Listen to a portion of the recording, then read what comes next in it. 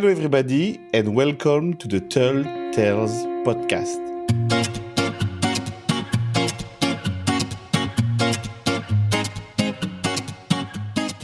Hello Jeff, how are you? I'm great. Thanks for having me. Thanks for allowing us to record you today. The last time we met was in Iceland. Yeah, at Hestaland back in, Yes. What was it?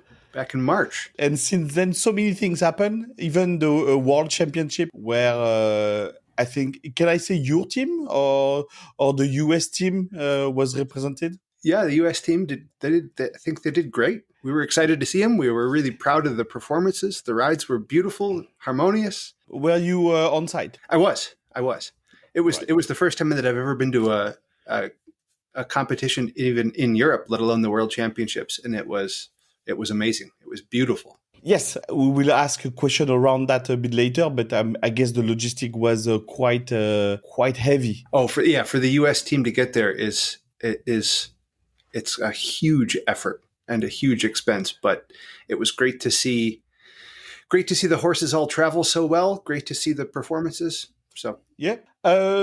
When we start an episode, we usually ask for the guest to present himself by a simple question. Who are you, Jeff?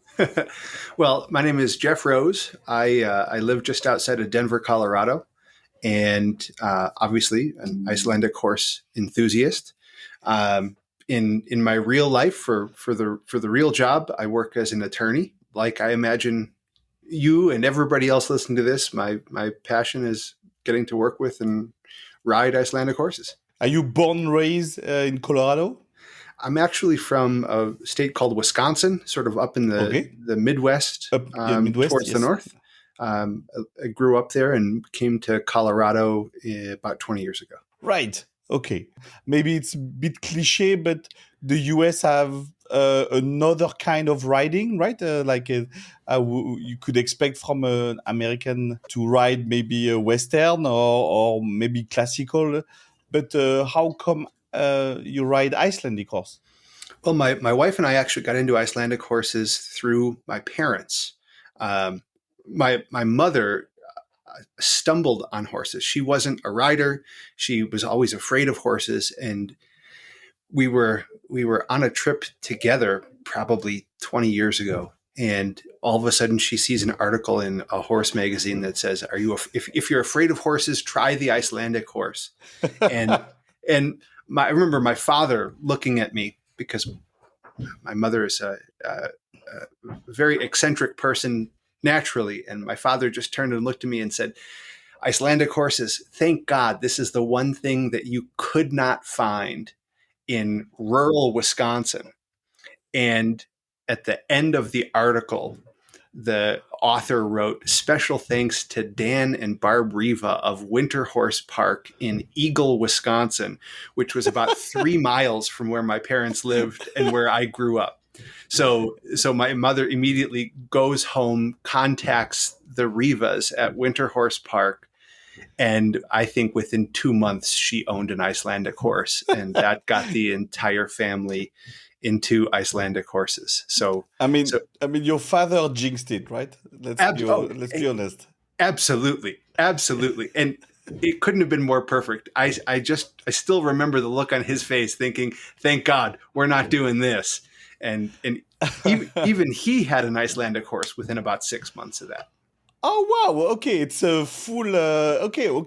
But you own your family own horses before? No, never. No, never. All right. It was just a fresh start into a totally new world and a life that I think none of us could possibly have imagined at the time. My parents were riding, and they, of course, loved it from the beginning. And whenever my wife and I would go visit my parents, we would go on trail rides with them. And I remember commenting once to my wife, Abby, after a ride, it's the only thing I've done in the past 10 years where I didn't think about work. And at that point, even she knew this is clearly what we're doing. So it's funny how things start. Can I ask how many horses you and your parents end up owning? Because as a good horseman or as a horse family, you collect them at some point, and you will get this question for yourself later. But how many horses your family had? So it's a little embarrassing at this point. My parents right now have three. Okay, they still have. And they've actually moved to Colorado, and they're at the same farm that we're at. And I joke with my wife about how, it just depends on how you count the number of horses that you have. But I'm afraid that depending on how we count, the number is either 7 or 8, depending if you count one or don't count one. But so together we're over 10, and it's an amazing thing. One thing I love about this is the horses don't care if you're 80 or 8. It's an even playing field for everybody. You have 10 horses. Are you breeding yourself? No, not right now.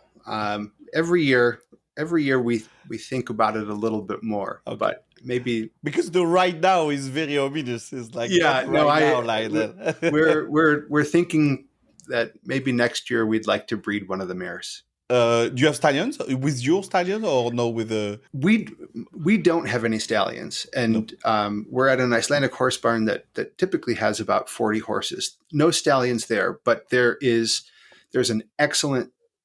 a lot of excellent stallions in the U.S., but there's one that is close by, Thruster Frakvamvi, who, you'll see that name pop up in a lot of breeding.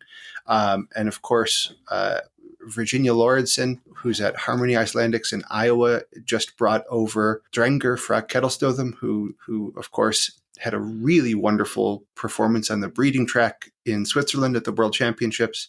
And there are a lot of good stallions in the U.S. Right. That's just mentioning one that's close and one that's new. Yes. Do you compete? I do. I love to be on the oval track. I think it's really fun. The hard part for us in the U.S. is that there are so few competitions and they're so far apart that it's a challenge to get to compete as much as we'd want. When I look at the ice test ticker or the competitions on horse day, and you see, in Europe there's 10 competitions on a weekend. Absolutely. Or Iceland, just depends where you are. For us, just getting to go to a couple competitions a year is a lot of trailering, but I love it. It's one of my favorite things to do. Is it infrastructure? Is it the infrastructure the problem, or is just like, no, it's gathering the amount of rider that you need to have for competition, that is just the struggle because the US is so vast? To me, is the distance. That's really the biggest part. Okay. Where we're located, our barn will host one competition per year, and the next closest oval track that hosts competitions is a 13-hour drive away. So it's quite a haul. It's pretty normal for people in the U.S. to be hauling horses for several days just to get to a competition. So that's really our biggest challenge. 13 hours drive, you cross Europe at that point, okay. And we think that one's close. Go figure. Right.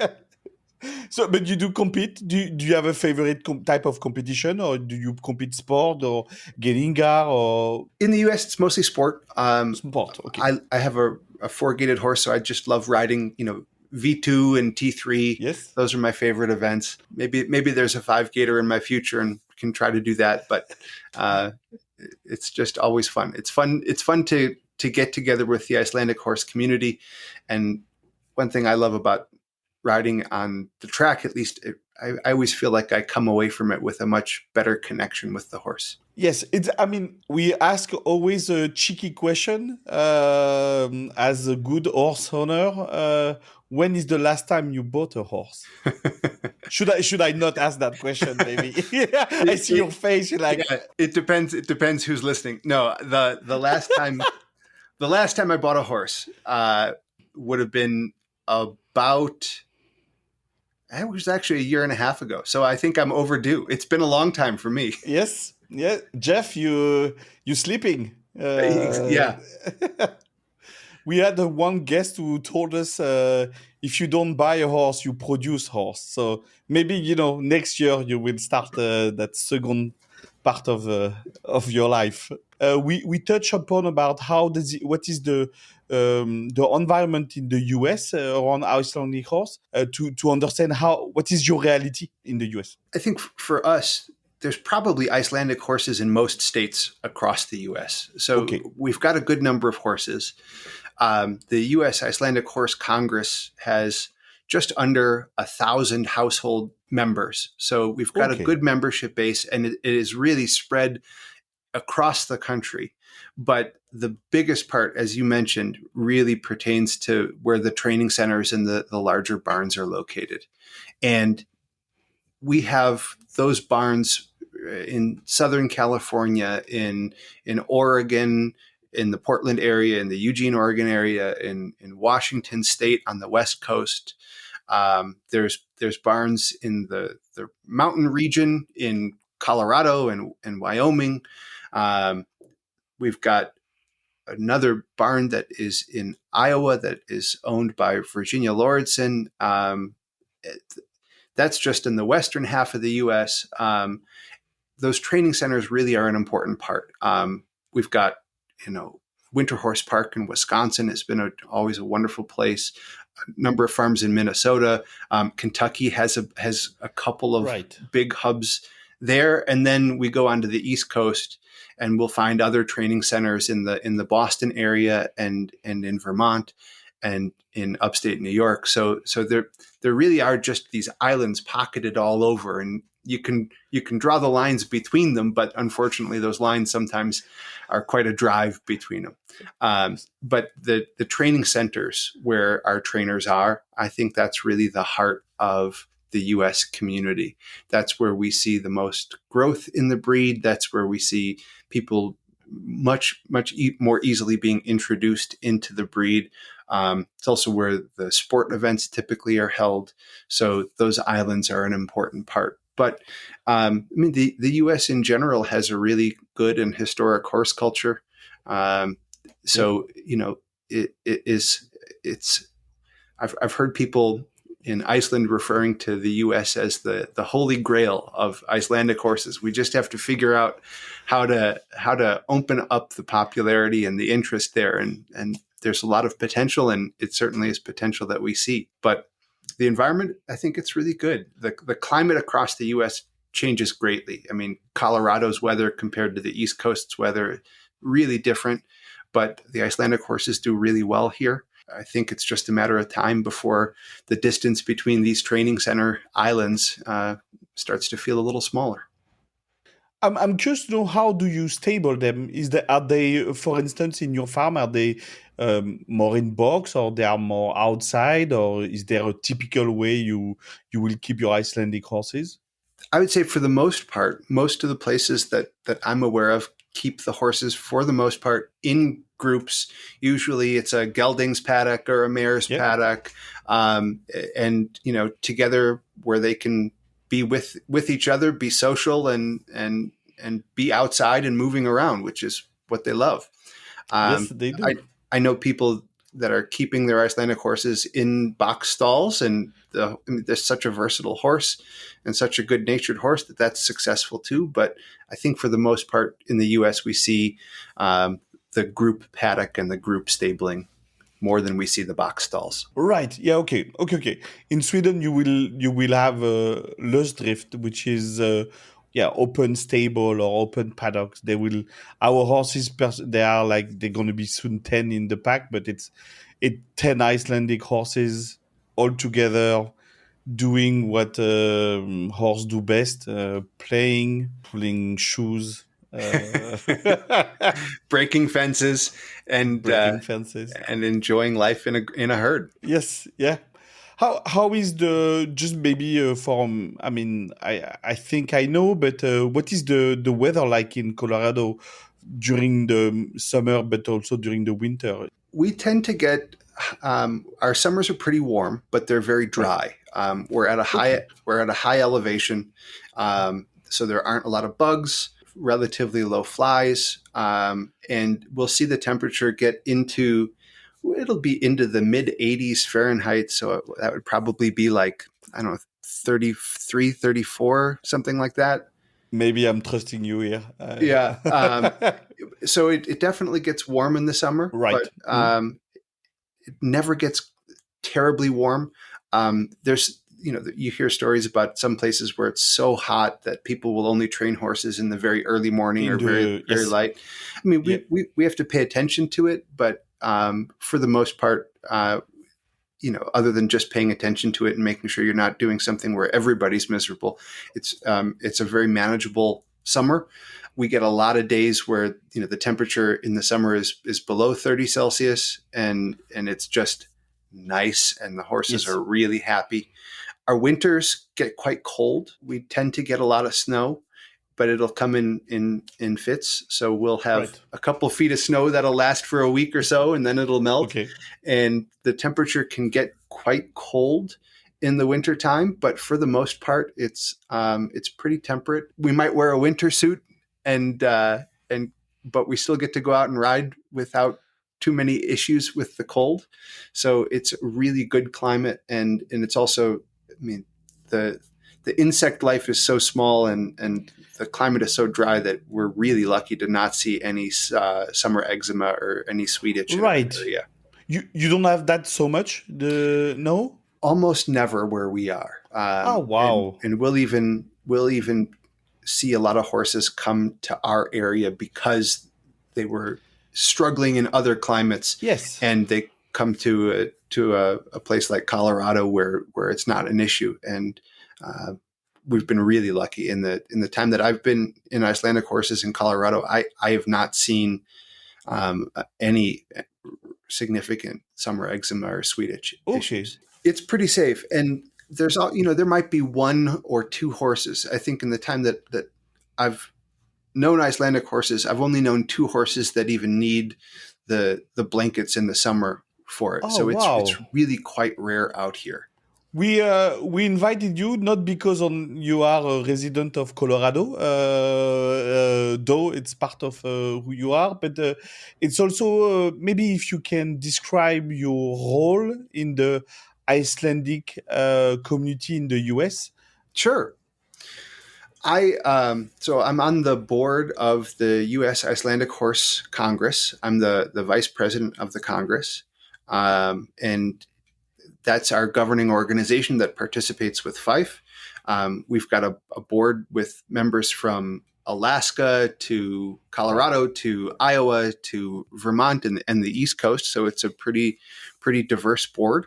And we're always just trying to find ways to expand awareness about the breed, to promote all things Icelandic, ranging from these wonderful trail horses that can go out and climb mountains and have the temperament and demeanor that anyone can work with, to the sport horses who can go straight from T1 on the Novel track at a very high level to taking somebody on an enjoyable trail ride the next day. So we try to use our organization across the country to promote the breed and grow the breed in every aspect. Do you represent the Icelandic horses in trade show or in all over the US?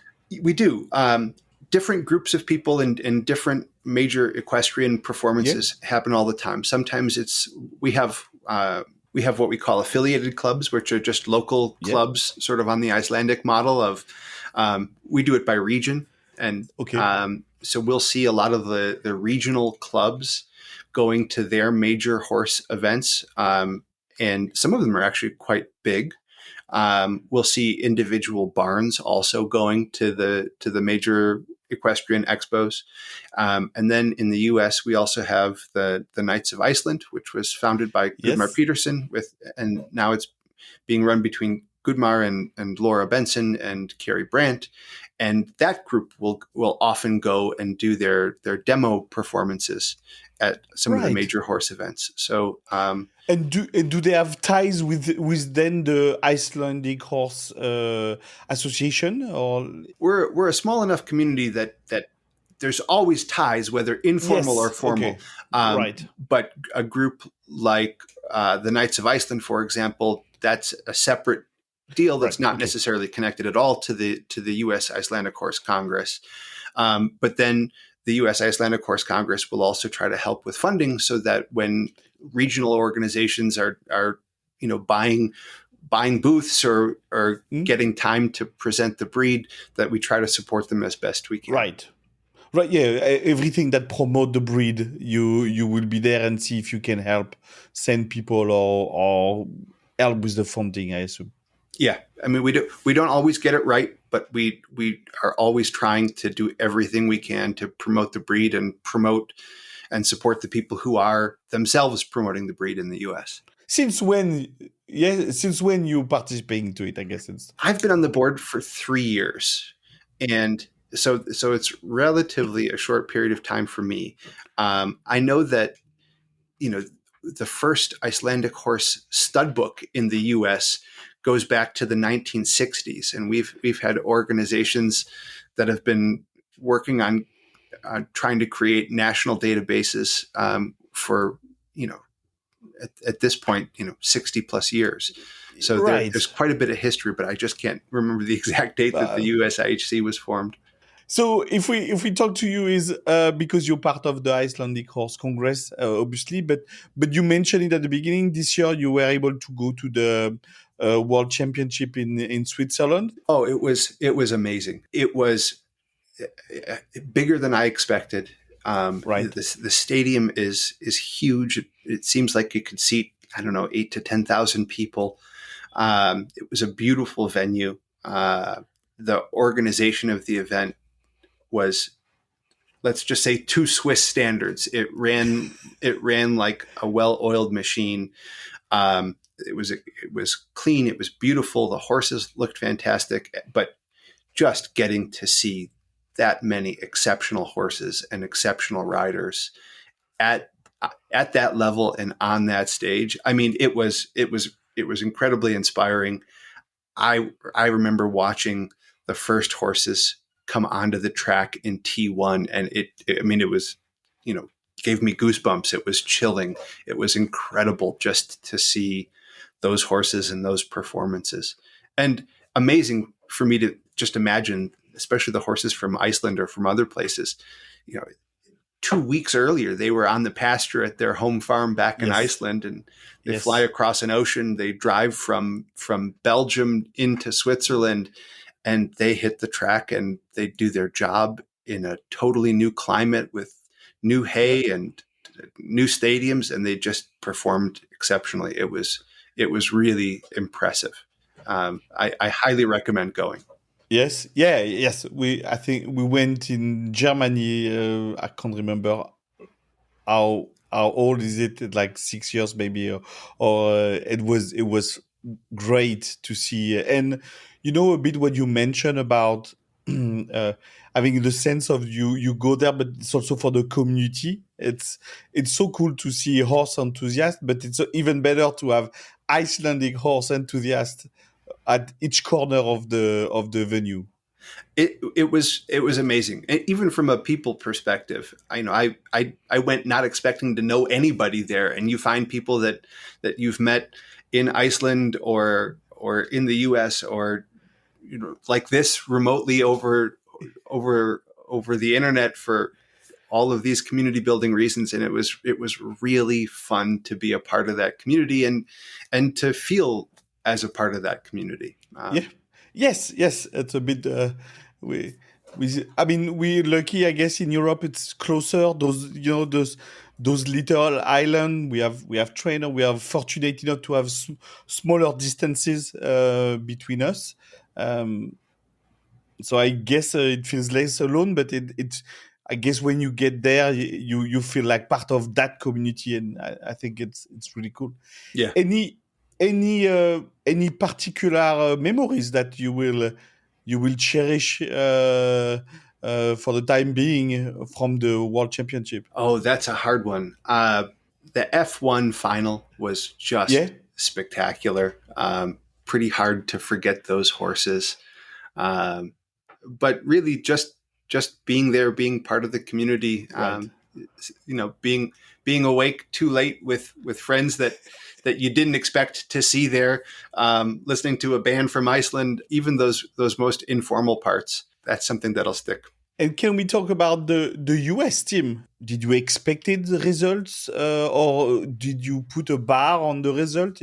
Is it something that you do, or you were already grateful to have horses there and competitors?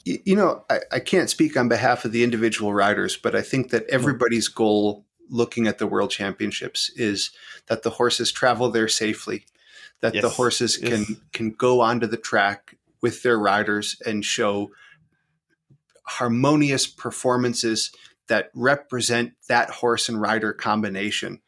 And I thought that each of the 4 US riders and their horses achieved that and then some. I thought the rides were beautiful. The rides were competitive. The horses absolutely belonged there. The riders belonged there. And everybody had a good, harmonious, beautiful performance. The horses were happy, were healthy, were eager to be on the track. And to me, that's everything. That's why we do this. I think each one of the horses, whether they were a horse that is in Germany and had a relatively short trip to Austa's horse that came from Los Angeles, I think they just did a beautiful job of representing the breed, representing the U.S. Icelandic horse community as a whole, and of course their own training and riding and development of their horses and horsemanship. Did you manage to have a glimpse on how they did look to move horses, like you said, from California or other place from the US to Switzerland? Yeah, it's a huge effort to do it. There were 2 of the riders, Alex Daneman and Jennifer Melville. They were both riding horses that live in Germany, and Right. so they're both Americans. I know Alex Daneman splits her time between the U.S. and between Germany. Right. So those horses had a relatively short trip to the World Short trip. Championships. Yes. Yeah. Kaylee Kavanaugh's horse, Dimma, came over Yeah. from Iceland for the trip, but then from Iceland goes back to To the the U.S. US. after the World Championships, and that's a huge flight going home. I mean, it's also a Yes. big trip for the horses that came from Iceland, because first they flew from Keflavik to I think they were at Liège, and that's a Yes. Okay. pretty long drive from Liège Yes. into Switzerland. Yeah. And then Austa's horse came from Los Angeles and flew from Los Angeles to, I think it was Luxembourg, and then drove from Luxembourg to Switzerland, and then back from Germany to Los Angeles. And that horse arrived safely. So it's a really big effort. It's extremely expensive, especially if you're taking a horse across the ocean like that. Part of the reason that the USIHC tried to start a national team is to provide more opportunities for support than we have in the past, because it's Right. just such a monumental effort and expense to get horses to the World Championships. We're trying. I think there's a lot of room for growth in how the USIHC can try to support its national riders competing abroad.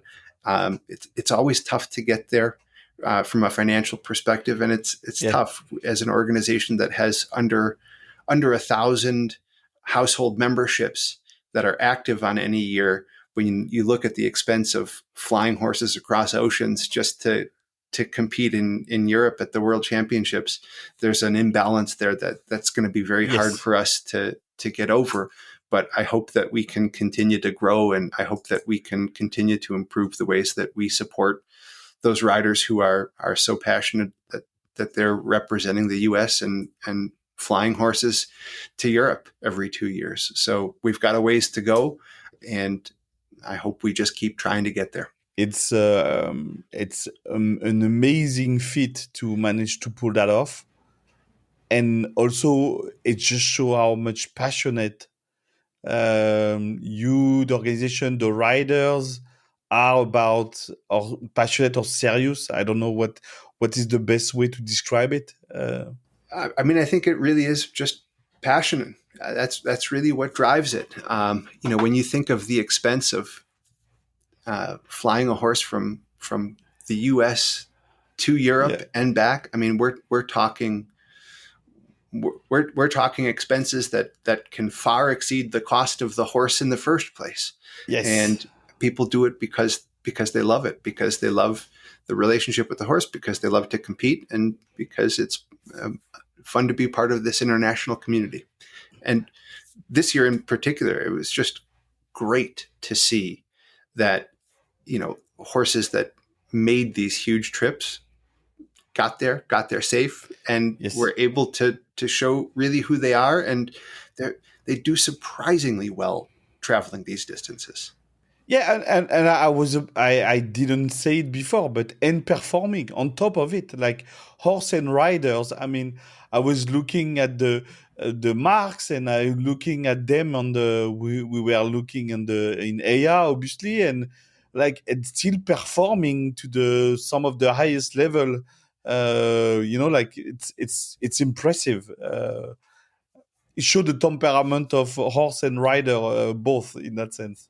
I mean, if I'm walking into the facility and those stadiums with the giant TV screen and the music playing with my eyes wide open, you can only imagine what a horse must think the first 20 times they see that. And to see, 8,000 people watching the horse on the track, it's really impressive. The Yeah. temperament of these horses and the training that goes into it, it's just beautiful. And I know that in the case of Alex, I know she knows those horses extremely well. I think she's been Right. working with those horses in Germany for years.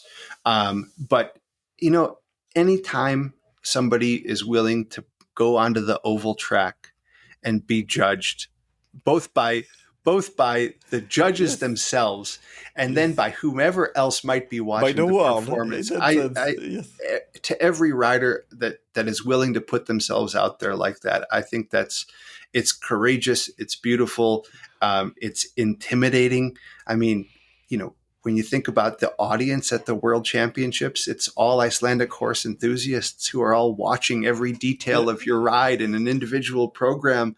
I mean, it really, I think it takes a lot for both the horse and rider to be willing to put themselves out there like that and really show the world the best ride they can do on that day together with their horse partner. And to be frank, to blow our own trumpet, I think talking to you and hearing what it takes also to bring four riders from the US to Switzerland with their horses. It's also, I think it adds to the. I think you can only have admiration for the dedication and the passion of the riders and also the. I think it's just it brings an extra flair to, like, on top of it they have to go through all those hoops to get there. Absolutely. I mean, each one of those riders, the work that they put in, the time, the money, the sense of self, the courage. It's really inspiring to see. It really gave me something to come home and say, those four riders, all those people who were participating, the team trainer, the team leader, everybody that went to support it. That's a lot of passion. It's a lot of care. And I think it was a really impressive undertaking and a beautiful result for all of them. Because that's true that you brought. I mean, the US team had riders and horses, but it's all crew around them. I guess you have maybe vets or groom or etc around them to make sure that they are performing as best as they can. Yeah, it's amazing how much goes into it, and it's amazing um, the way that everybody approached it and tried to support each other and have the best performances possible. They just did an awesome job. Yep. 2 years is Germany. Mm-hmm. You already is the US rider or even the US organization already pinpoint that date 2 years in advance to prepare to ensure that you're going to be ready? Yep, the from the organization itself, from the USIHC, we're already looking towards it and trying to improve on what we did this year and the level of Right. support that we can provide and the way that we can help our community and our riders. We're already talking about it, and I'm sure the riders themselves and their horses are already quietly looking at that calendar in 2027 and making their own plans. I mean, it's when you think about it, it takes a huge amount of planning just to be able to Yes. Yeah. work on the horses and the finances and the timing of it, and for a lot of people, it's either taking time away from their riding training and instruction business or from their personal lives and their family. I mean, it's such a huge undertaking, all for, at the end of the day, to hope that your horse is sound and healthy and stays Yes. that way in the Yeah. lead up to it. So there's so much that can go wrong, but I'm really looking forward to 2027 in Already. Bavaria. I think I Yes. can't wait to see who goes from the U.S. and I can't wait to Yes. see how everybody works together and tries to improve on how we did this year. Did you feel like from the Netherlands 2 years ago to Switzerland this year? Did you feel that you step up, or you already it's more professional or more organized? Did you feel like you already improved there, and I from the pure really organizational standpoint, for instance? Or I really hope so. yeah, There have been a lot of changes. The biggest one is the U.S. started a national team to try to provide a more systematic way to support okay. both sport in the U.S. and the U.S. participation on the When did it international started? level. It started just after the World Championships in the Netherlands. We started really trying in earnest to put it together. All Um, right. we've had a national team in existence for a little over a year now, and we're still trying to find out what works, what doesn't work, what needs improvement. It's definitely a work in progress, but I I would like to believe that just by taking steps in that direction, we were able to at least have a small part in helping our riders to have a more positive experience and a better opportunity at the World Championships. And you know, you sometimes don't get everything right, and you need to learn by doing sometimes. But I For hope that sure. we can do an even better job in Germany in 2 years. But what does it mean? Like it means that, for instance, in the Netherlands 2 years ago or before, it was not organized as a US team, or it was just individual rider. It was organized as a U.S. team, so it wasn't just Okay, individual riders, but every year we're just trying to increase the level of support that we can got you. provide. I mean, sometimes it's small details like just having a better organized team tent, um, Right.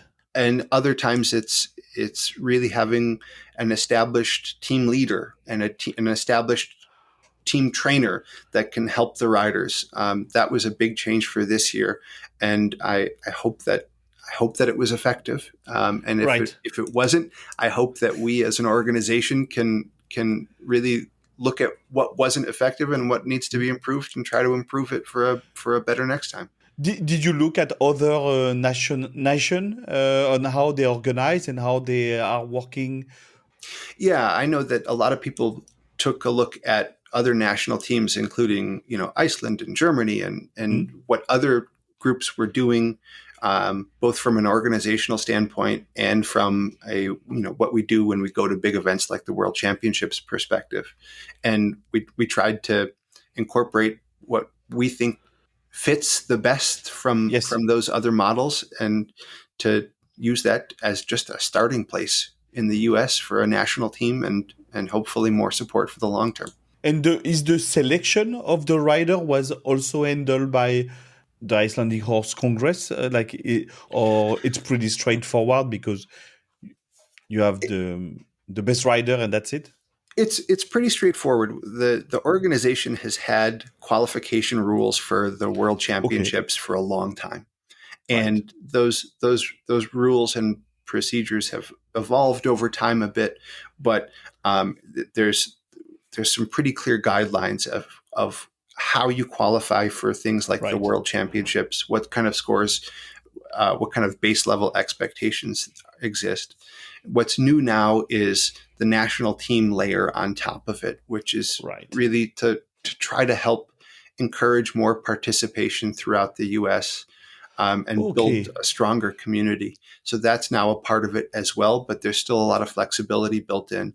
And really, what we're trying to do is create opportunities.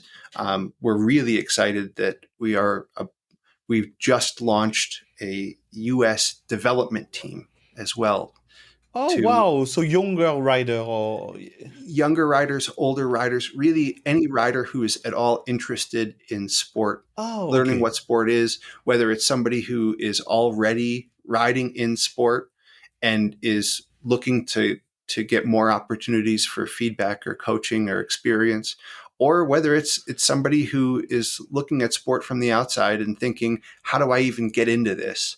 So right, we're really we're trying to break down that barrier that sometimes exists between what what would be a leisure rider or what would be a sport right. rider, somebody who's riding on the trails and in the forest versus somebody who's riding on the oval track, because I think so many of us, I mean, for the most part, we're all leisure riders. We're all doing this because we're passionate about it.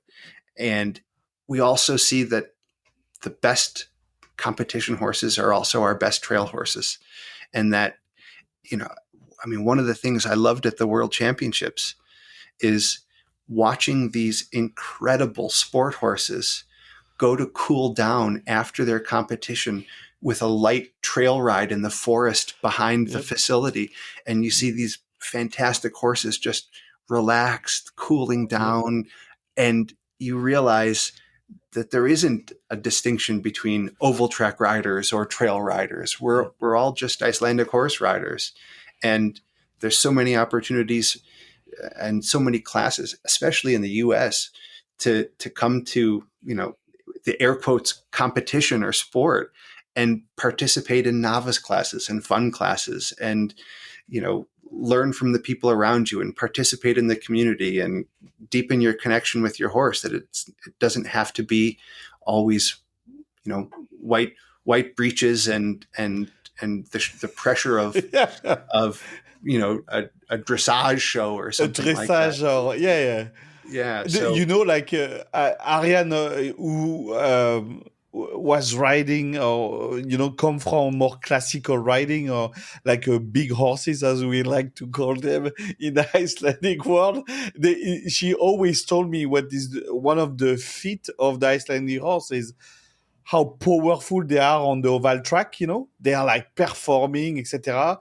You drop the rein, they just the switch off button, and then they become just like you mentioned, a trail ride, a skogmule, maybe is like how they say in Sweden, just like they switch off and like, okay, we just ride. that's the beauty of the Icelandic horse, and uh, at least one of my personal goals for the U.S. community in the future is to keep showing people that it's all of it, that the Icelandic horse is all Yes. of it, that that our that our sport events aren't these fancy big horse style high pressure high snobbery events, that it's still just our redback paddock boots, our black riding pants, and put your Icelandic sweater on, and we go there to have fun, as much as they are to go to the world championships, and as much as they Yep. are to have a horse that you're happy to put a small kid on to go enjoy an afternoon in the forest. So um, that's at least one thing that I hope to be able to Yeah. achieve in the U.S. I mean, here in it's smaller competition, in like let's say regional competition, you will show up with your horse. There is a huge field, and you put 4 poles and a tiny rope around it, and say, okay, that's his home now. And they are next to other horses. They will scream sometimes. They will call them, but it's never difficult. It's always simple. They are just cool headed. Like that's life and that's it. That's the beauty of the Icelandic horse. Yes, yes. Thank you so much, Jeff, for accepting to talk to us today. And thank you, everyone, for listening. We will come back in 2 weeks for a new episode. In the meantime, do not hesitate to follow us on your favorite podcast platform. Even leave a comment, share the episode. The Tall Tales is the name. Thank you so much, Jeff, for participating to that episode. Thank you so much. It was really fun to talk with you. Thank you. Goodbye, and see you soon.